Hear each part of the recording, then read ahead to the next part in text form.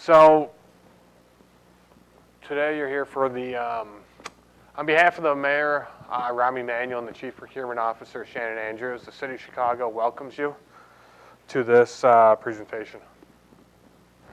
Okay, today we're going to discuss ACDBE, which stands for Airport Concession Disadvantaged Business Enterprise, and DBE, which is Disadvantaged Business Enterprise. These two certifications are related to the federal government's program, which the City of Chicago administers a program on behalf of the federal government. So DBE stands for Disadvantaged Business Enterprise. ACDBE stands for Airport Concession Disadvantaged Business Enterprise. Today we're going to go over the programs, the program requirements, the certification process, briefly the application, and the benefits of becoming a DBE and ACDBE certified by the City of Chicago. And then what happens once you are certified. The Department of Procurement Services, we are the contracting authority for the procurement of goods and services for the City of Chicago. We pledge to work together as a team and with our customers to guarantee an open, fair, timely process by establishing, communicating, and enforcing superior business practices. Integrity, public trust, and the law are our guiding principles. The City of Chicago is a federal grant recipient subject to the U.S. Department of Transportation and the Federal Aviation Administration for the DBE and ACDBE requirements under 49 CFR Parts 26 and 23. The objectives of the DBE and ACDBE program are to A, ensure non-discrimination in the award and administration of DOT and FAA-assisted contracts in the Department's Highway Transit Airport Financial Assistance Program and the Airport Concessionaires Program. To create a level playing field on which eligible businesses can compete fairly for the Department of Transportation assisted contract opportunities. The DBE program provides guidance for the participation of DBE firms in federally funded contract opportunities. So this is like the law code for this program, 49 CFR Parts 26 and 23. States that a business concern must be a for-profit small business in which at least 51% owned by one or more socially and economically disadvantaged persons, and B, whose management and operations are controlled by one or more socially and economically disadvantaged owners. Airport concessions can include businesses that provide management consulting to concessions. It can involve goods, supplies, and advertising services to concessions operating at an airport. Groups defined by 49 CFR Parts 26 as disadvantaged include Black Americans, Hispanic Americans, Native Americans, subcontinental Asian Americans, Asian Pacific Americans, women, and other individuals who can individually prove social and economic disadvantage. So business size standards to be eligible for the programs. For DB firms, the 3-year average of gross receipts must not exceed the SBA size limit for the primary line of business, or a maximum of 23.98 million. So the SBA size standards that you look at is NAICS codes. And then for that code, if like, for example, if the NAICS code has like 7.5 million, it'd be like the 7.5 million size standard. So you take your gross receipts for 3 years, divide them by 3, and that would give you the average for 3 years. However, for example, if you're like 3 years, if the NAICS code has a size standard of, for example, like 35.5 million, it'd automatically be the lower of the 23.98 million. For ACDBE, the 3-year average gross receipts must not exceed 56.42 million for most firms. with the following exception. $75 million for car rentals, $1 billion in assets for banks, 1,500 employees for payphone companies, and 350 employees for automobile dealers. The reason behind the higher ACDBE size standard is because it commonly takes much more capital to open up an airport concession than a general firm. There's a personal net worth standard. So the qualifying owner's personal net worth cannot exceed $1.32 million after adjustments for DBE and ACDBE eligibility. So the adjustments include you can eliminate the value of your personal residence, the value of your business that you're applying for certification is eliminated, as well as you can take, like, for example, if it's like a retirement fund or like stocks, you can take away the taxes that you would owe if you sold the stocks.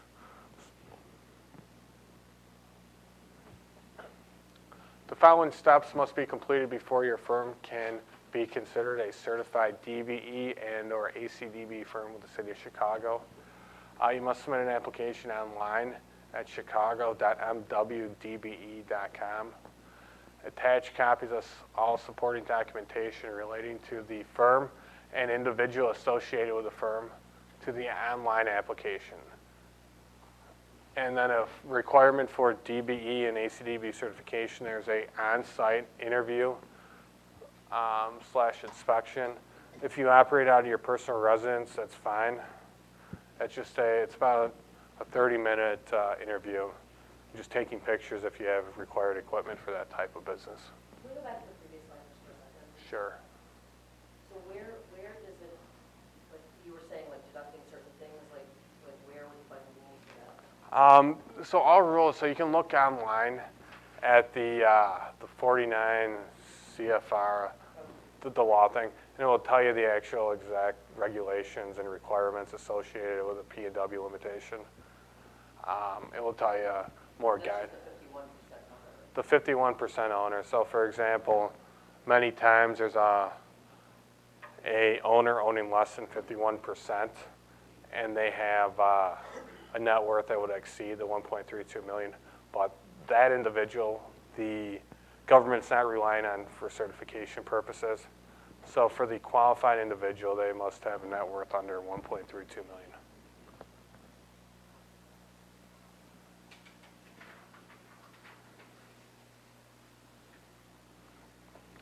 You will need the following documents in order to fill out the application. Evidence of citizenship or legal residence. This could include a copy of a birth certificate or like a passport. Proof of contribution just by the owner. So you should have documentation relating to how you acquired ownership of the firm. Many businesses will provide documentation such as incorporation fees with the Secretary of State. Some businesses may start a checking account with a certain amount and then fund the initial startup for the business that way. If you purchase a business from another individual, you will have to provide like the purchase agreement and like copies of payments. Business documentation for specific types of firms. So you can have the following types of firms to apply for certification. It includes most for-profit businesses, such as the most basic form for a business is a sole proprietorship. In that case, provide copies of an assumed name certificate. Partnership, copies of the partnership agreement and assumed name certificate. A limited liability company, provide copies of the original and amended administrative agreements and assumed name certificate. Or a corporation, in that case, provide copies of the articles of incorporation and bylaws. What is it you're looking for in the proof of contribution by owners? Okay, so for example, it's like how you started the firm. So if you started the firm, like there's two ways. You can either start a business from scratch or you can buy it from an existing person.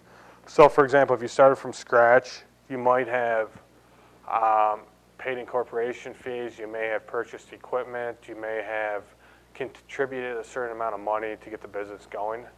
So in that case, you can provide like copies of canceled checks. It really depends on how long your business has been in operation as far as what type of documentation we're going to request. But, so if it's like a startup business, some businesses fund a bank account initially to start a business. Some people may form a business just operating out of their personal checking account. And then some businesses may like contribute tools and equipment to start their business. So if you're like a construction company, you may have tools, you may have a truck that you may use for the business, just providing documentation, really. Shares would not be evidence of an equity contribution. However, if you purchase shares, provide like the documentation related to like the purchase agreement and then payments for that. But the actual individual shares would not really suffice for providing proof of equity contribution. So I'm just looking for the minimum that you're looking for. So in terms of just like putting money into the initial bank account of the business? Correct. So if you started a business account, provide like a copy of a personal check that you contributed to start the business. So that would be documentation relating to proof of equity contribution. So that's a very common like form of proof. Additional documentations that you will need to provide for certification. Copies of W-2s or 1099 forms for the current and previous 2 years for the owners. 3 years of signed U.S. federal income tax returns, including all schedules. Financial statements, including balance sheets and income statements. 3 years of signed personal individual tax returns and all schedules. And then additionally, if you have affiliates, like additional businesses, provide 3 years of tax returns for those businesses. In the event that it's a startup business and tax returns are not available, like a signed statement indicating that it's a startup company and indicate why the documents are not provided is usually sufficient. The federal regulations require the performance of an on-site visit to the office of the firm seeking certification. The site visit report by the applicant, by any other U.S. DOT federal fund recipient may be relied on to meet this requirement. Depending on the circumstances, a firm may or may not be notified when an on-site interview will be conducted. Unless there's any red flags involved, you'll be notified by the field analyst when the site inspection is going to occur. Another reason why the site inspections are required, many firms seek interstate certification with other states, and so that other state agency will request our on-site inspection that we'll comply by providing.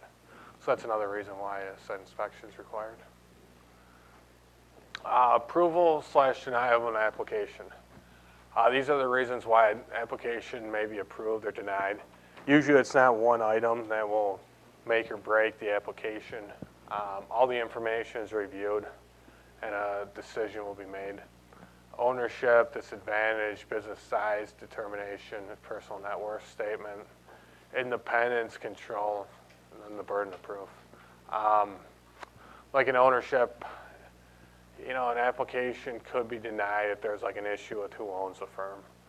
Issue with like how shares were acquired, it can be a reason why a firm might be denied certification. Disadvantaged, it's important to make sure that a qualified individual actually owns a firm. Size determination, so if your firm's over like the 56 million for 3 years for an ACDBE, or like the NAICS size standard for the firm over 3 years, could be a reason why you might be denied. If you have a personal net worth in excess of 1.32 million, that's an item that some firms are not eligible for. If there's an independence issue, for example, if you rely on like a non-qualified individual, it could be a reason why your firm is denied. The benefits of becoming DBE and or ACDBE certified by the City of Chicago include, there's no application fee for this application. For example, the local program requires a $250 application fee. The federal program, there is no fee to apply for certification.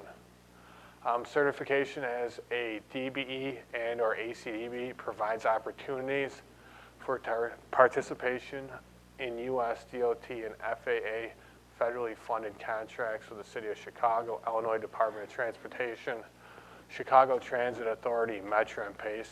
So those agencies also provide DBE certification, but you only need to be certified by one agency. You can't be certified by multiple agencies for the same certification. Yes, ma'am? It's the exact same process, or is it different process? It's the same. They ask for the same document? Correct. So the same documentation, it's the same basic application, all the same information is required. We have a relationship with a number of agencies that can provide assistance to DBE firms. These agencies are called assist agencies, which provide a variety of services to small businesses. There's a list we can provide for you for the assist agencies. The City of Chicago's DBE and ACDBE program demonstrates the city's continued commitment to the success of minority and women-owned businesses. The application process should take about 90 days from once all the information is provided. Can we go back for 1 second? Because the tax returns, is that just for the qualifying owner, or is that for all the owners? Personal tax returns? For example, it's usually if you own more than 10%, the tax returns are requested from all owners. If they're, sorry, go ahead. No, I'm just wondering, like, I mean, and how do you guarantee the privacy of those? The documents are uploaded to an online system called B2G Network, and it's a secure website that should keep everything secure.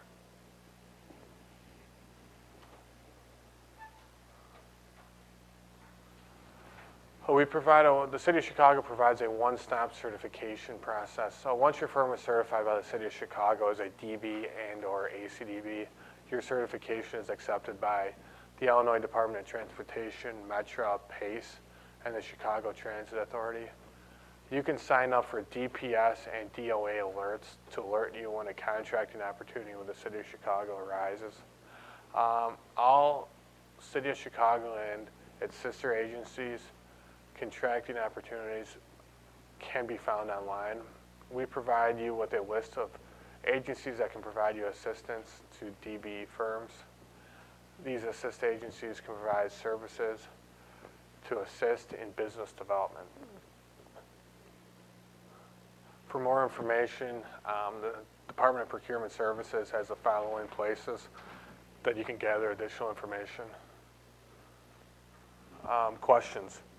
You know, as far as like the tax returns, I mean, you're free to black out like Social Security numbers for the owners.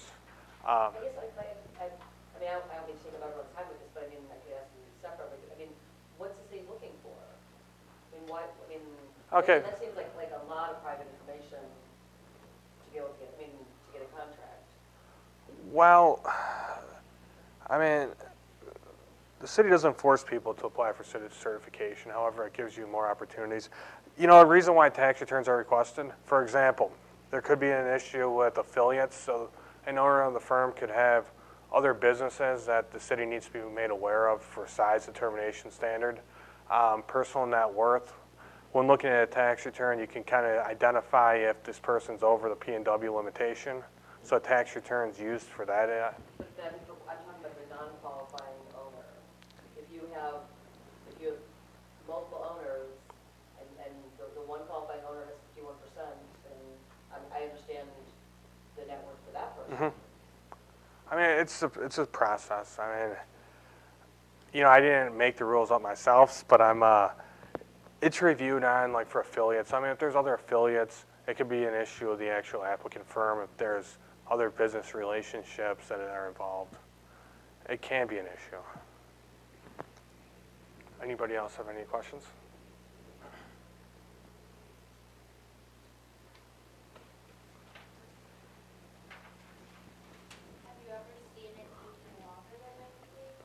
Correct. So, I mean, in many cases where there's issues with the application, if there's issues with ownership, many times when a firm, when it's not straightforward, where there's primarily, usually if there's issues, it can take over 90 days.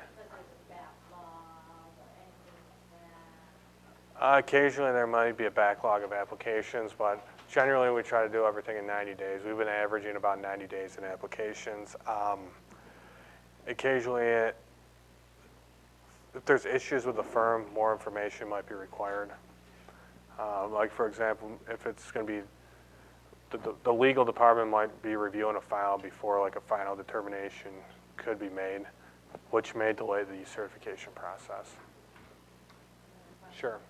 So I applied a few days ago for my DBE at CTA. If I wanted to go for the ACDBE, can I do it with the city or should I CTA? You should reach out to CTA for the ACDBE certification.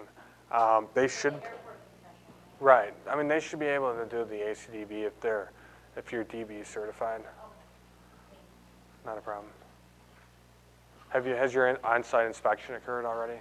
Yes, I've been WBE and BE certified for 4 years. Okay.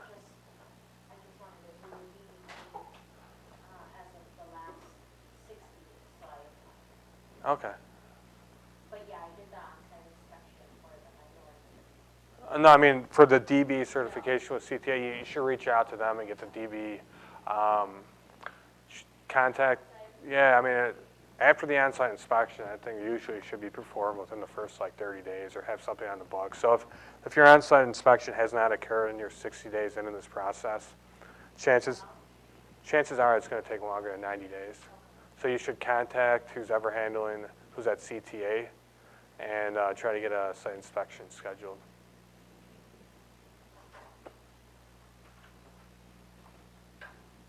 Yes, ma'am.